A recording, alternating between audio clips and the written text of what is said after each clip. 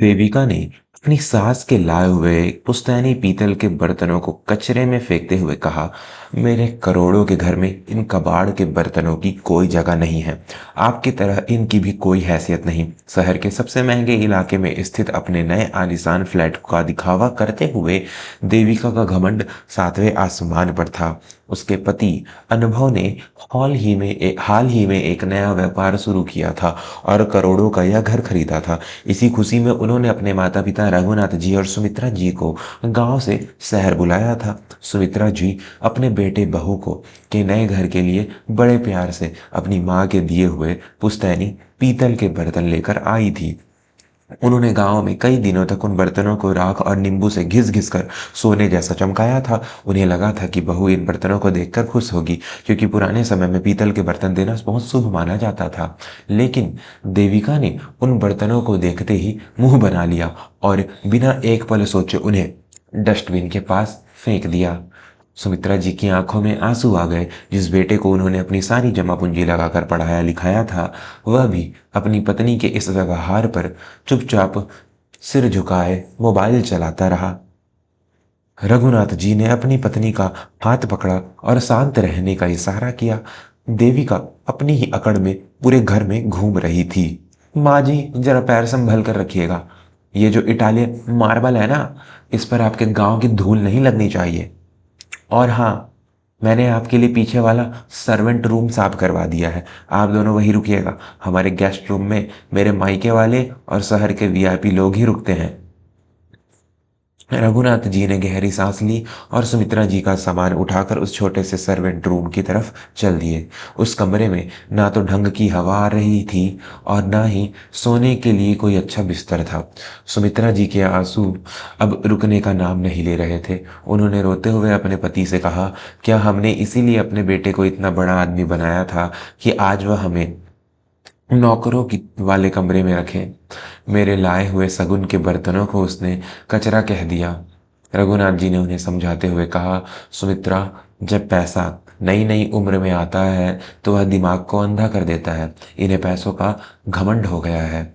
हम बस 2 दिन की बात है, गृह प्रवेश की पूजा देखकर वापस अपने गांव लौट जाएंगे। तुम अपना दिल छोटा मत करो। अगले दिन घर में एक बड़ी सी पार्टी रखी गई। देविका के सारे अमीर दोस्त और अनुभव के बिजनेस पार्टनर आए हुए थे। देविका ने अपने दोस्तों के लिए कांच और चीनी मिट्टी के महंगे विदेशी बर्तन मंगाए थे। लेकिन जब रघुनाथ जी और सुमित्रा जी खाना खाने के लिए बाहर आए तो देविका ने उन्हें देखते ही रसोई में काम करने वाले लड़के से कहा, अरे इन्हें अंदर ही रखो।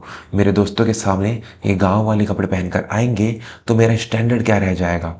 और हाँ, इन्हें खाना उन कागज के डिस्पोजल प्लेटों में दे देना। मेरे महंगे बर्तनों में इनके हाथ से खरोच लग जाएगी। यह बात रघुनाथ जी के कानों में पड़ गई। उनका स्वाभिमान जाग उठा। वे सीधे देविका और अनुभव के सामने गए और बेहद शांत लेकिन गंभीर आवाज में बोले, बेटा, हम तुम्हारे माता पिता हैं, कोई भिखारी नहीं जो तुम हमें इन कागज की प्लेटों में खाना दे रही हो। अगर तुम्हारे इस करोड़ों के घर में हमारे लिए 2 बर्तन भी नहीं है तो हमें यह खाना नहीं खाना। अनुभव ने बजाय अपनी पत्नी को समझाने के अपने पिता पर ही झल्लाते हुए कहा, पापा, आप भी ना हर बात का पतंगड़ बना देते हैं। देविका सही तो कह रही है, आप लोगों को महंगे बर्तन पकड़ने की आदत नहीं है। टूट गए तो हजारों का नुकसान हो जाएगा। चुपचाप खा लीजिए ना। अपने ही बेटे के मुंह से यह सुनकर रघुनाथ जी और सुमित्रा जी पूरी तरह टूट गए। उन्होंने उस रात अन्न का एक दाना भी नहीं खाया और अगली ही सुबह बिना किसी को बताए चुपचाप पहली बस पकड़कर अपने गांव लौट गए।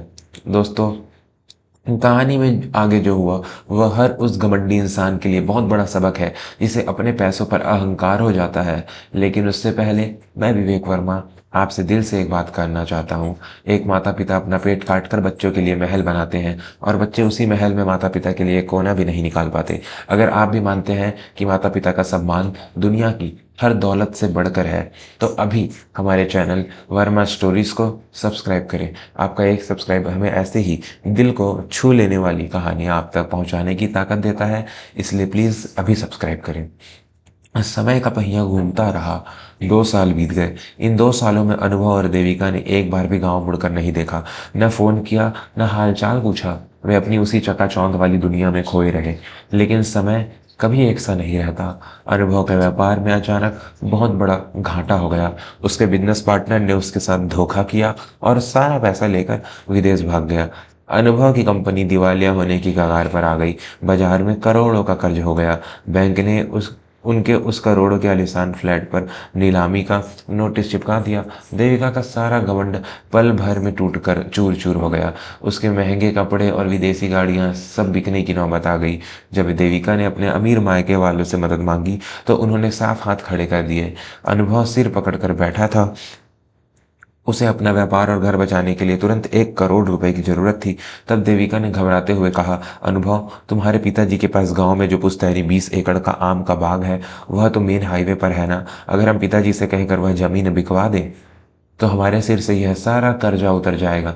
चलो गांव चलते हैं और पिताजी से वह जमीन मांगते हैं। डूबते तो तिनके का सहारा चाहिए था। अनुभव ने तुरंत अपनी पत्नी की बात मान ली। अगले ही दिन दोनों अपनी बची खुची पुरानी कार से गांव की तरफ निकल पड़े।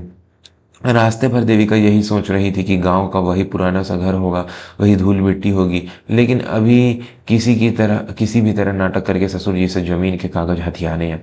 जब वे गांव की सीमा में दाखिल हुए और उस जगह पहुंचे जहां कभी रघुनाथ जी का पुराना घर और आम का बाग हुआ करता था, तो वहां का नजारा देखकर अनुभव ने कार में अचानक जोर से ब्रेक मार दिया।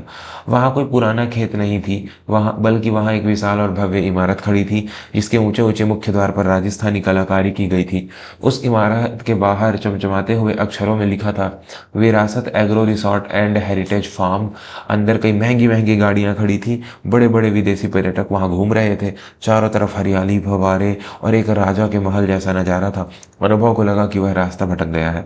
उसने अपनी कार वहीं रोकी और गेट पर खड़े एक वर्दीधारी गार्ड से पूछा, भैया, यह रघुनाथ जी का घर हुआ करता था क्या? उन्होंने अपनी जमीन किसी बड़े बिल्डर को बेच दी है? गार्ड ने अनुभव का चेहरा ध्यान से देखा और मुस्कुराते हुए बोला, अरे छोटे मालिक, आप अनुभव जी है ना? बड़े मालिक तो अक्सर आपकी तस्वीर देखते रहते हैं। किसी बिल्डर को नहीं बेची है जमीन। यह पूरा का पूरा रिजॉर्ट आपके पिताजी यानी रघुनाथ जी का ही है। आइए, मैं आपको उसके पास ले चलता हूँ। दोस्तों, आगे जो हुआ उसने देविका और अनुभव की रूह तक को कपा दिया।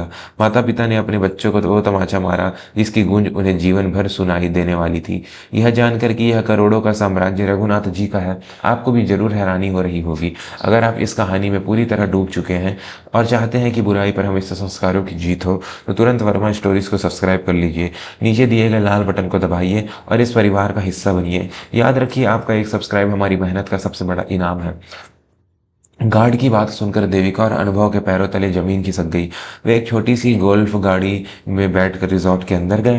अंदर का नजारा किसी 5 सितारा होटल से भी ज्यादा आलीशान था। सामने एक विशाल लॉन में रघुनाथ जी सफेद खादी का कुर्ता पहने कुछ अधिकारियों के साथ रिजॉर्ट में के विस्तार की मीटिंग कर रहे थे। वहीं दूसरी तरफ सुमित्रा जी एक बेहद खूबसूरत लेकिन साधारण रेशमी साड़ी पहने हुए रिजॉर्ट की विशाल रसोई का मुआयना कर रही थी।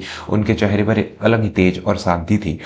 अनुभव लड़खड़ाते कदमों से अपने पिता के पास पहुंचा। रघुनाथ जी ने जैसे ही अपने बेटे और बहू को देखा, उनके चेहरे पर कोई गुस्सा या नफरत नहीं थी। वे अपनी जगह से उठे और मुस्कुराते हुए आगे बढ़कर अपने बेटे को गले लगा लिया। आओ बेटा, आओ देविका, आज इतने सालों बाद तुम्हें अपने घर की याद आ ही गई। अपना ही घर है, संकोच मत करो। रघुनाथ जी की इस मिठास ने देविका के मन में और ज्यादा शर्मिंदगी पैदा कर दी।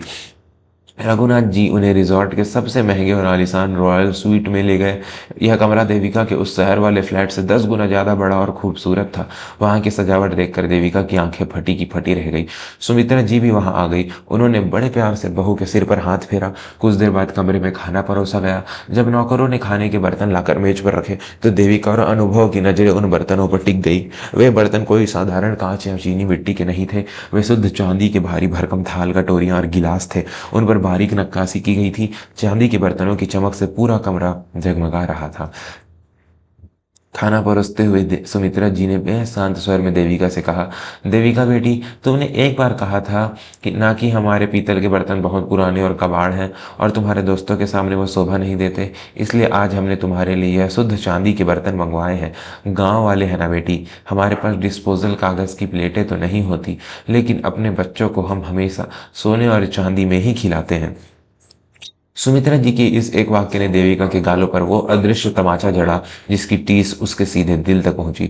उसे याद आ गया कि कैसे उसने इन देवी समान सास ससुर को कागज की प्लेटों में खाना दिया था और नौकरों के कमरों में सुलाया था। तभी रघुनाथ जी अपने हाथ में एक फाइल लेकर आए। उन्होंने वह फाइल अनुभव के सामने रख दी। अनुभव ने कांपते हाथों से फाइल खोली तो उसमें एक बैंक का चेक रखा था। उस चेक पर पूरे 2 करोड़ रुपए की रकम भरी हुई थी। अनुभव ने हैरान होकर अपने पिता की तरफ देखा। रघुनाथ जी ने उसके कंधे पर हाथ रखते हुए कहा, बेटा, मैं गांव में जरूर रहता हूँ, लेकिन मेरी आंखें और कान शहर तक खुले रहते हैं। मुझे पता चल गया था कि तुम्हारे व्यापार में धोखा हुआ है और तुम्हारा वह करोड़ों का घर नीलाम हो चुका है, होने वाला है। तुम शायद भूल गए थे कि हम गांव के पुश्तैनी जमींदार हैं। हमने अपना पैसा कभी पत्थर के दीवारों पर दिखावे के लिए नहीं बहाया। हमने इसी जमीन में अपनी अकल और मेहनत लगाई और आज ये रिजॉर्ट तुम्हारे उस शहर के फ्लैट से कई गुना ज्यादा कीमत का है। रघुनाथ जी थोड़ा रुके और फिर देविका की तरफ देखकर बोले, बहुरानी, पैसा तो आज है और कल खत्म हो जाएगा। असली हैसियत इंसान के कपड़े या उसके घर के मार्बल से नहीं बल्कि उसके संस्कारों से तय होती है। तुमने मेरे पीतल के बर्तनों को कचरा समझा था, लेकिन उन्हीं बर्तनों जैसे हमारे पुराने संस्कारों ने आज तुम्हारी इज्जत नीलाम होने से बचा ली। यह 2 करोड़ रुपए रखो और जाकर अपना घर और व्यापार वापस खड़ा करो। इतना सुनना था कि देविका फूट फूट कर रोने लगी। उसका सारा अहंकार, सारे पैसों का घमंड आंसुओं में बह गया। वह दौड़कर सुमित्रा जी और रघुनाथ जी के पैरों में गिर पड़ी। मुझे माफ़ कर दीजिए माँ जी, मुझे माफ़ कर दीजिए बाबूजी। मैं बहुत नीच और घमंडी थी। मैंने कागज़ के टुकड़ों को अपनी हैसियत मान लिया था। मैं भूल गई थी कि जड़ चाहे कितनी भी पुरानी क्यों ना हो, पेड़ को हरा भरा वही रखती है। मुझे मेरा घर नहीं बचाना, मुझे बस आपके चरणों में जगह दे दीजिए। मैं जीवन भर आपकी सेवा करूँगी। देविका सुमित्रा जी के पैरों में पड़कर जार जार रो रही थी। अनुभव भी रोते हुए अपने पिता के गले लग गया और अपनी गलतियों की माफ़ी मांगने लगा। माता पिता का दिल तो आखिर समुद्र से भी गहरा होता है। उन्होंने अपने बच्चों को माफ़ कर दिया। देविका को अब समझ आ चुका था कि असली रईसी पैसों की चमक में नहीं बल्कि अपनों का प्यार और सम्मान में होती है। उस दिन के बाद से देविका और अनुभव ने गाँव में ही रहकर अपने माता पिता के साथ उस रिजॉर्ट को संभालने का फैसला लिया। दोस्तों, इस कहानी से हमें यही सीख मिलती है कि इंसान चाहे कितना भी आसमान में उड़ ले, लेकिन अगर उसके पैर अपनी जमीन और संस्कारों से उखड़ गए तो उसका गिरना तय है। माता पिता वो पुराने पीतल के बर्तन हैं जो देखने में शायद पुराने लगे, लेकिन संकट के समय में उनकी मजबूती ही काम आती है। अगर इस कहानी ने आपके दिल के किसी भी कोने को छुआ है और आप चाहते हैं कि हर घर की बहू और बेटे इस बात को समझे, तो कृपया हमारे चैनल वर्मा स्टोरीज को अभी सब्सक्राइब करें। आपका एक सब्सक्राइब हमें यह विश्वास दिलाता है कि दुनिया में आज भी अच्छे विचारों और संस्कारों की कद्र करने वाले लोग मौजूद हैं। वीडियो को लाइक करें, अपने परिवार के साथ शेयर करें और कमेंट में जय माता पिता जरूर लिखें। मैं आपका दोस्त विवेक वर्मा मिलूंगा आपसे अगली ऐसी ही एक नई कहानी के साथ। तब तक के लिए अपना और अपने माता पिता का ख्याल रखें। धन्यवाद।